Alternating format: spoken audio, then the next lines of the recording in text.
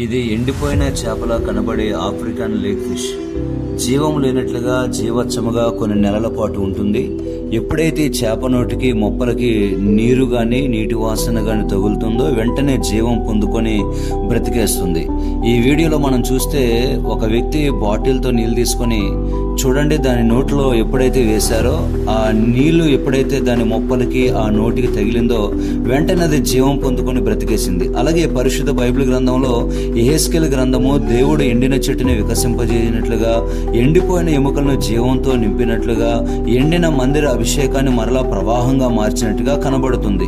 యోబు గ్రంథము 14వ అధ్యాయము 7-9 వచనాలు మనం గమనించి చూసినట్లయితే, వృక్షము ఏదైతే నరకబడిందో అది నరకబడి అది ముద్దుగా మారిపోయిన తర్వాత అది మట్టిలో కూరుకుపోయినా కూడా మరి అది నీటి వాసన చేత మళ్ళా అది బ్రతుకుతుందని ప్రభు యొక్క లేఖనాలు మనతో మాట్లాడుతున్నాయి.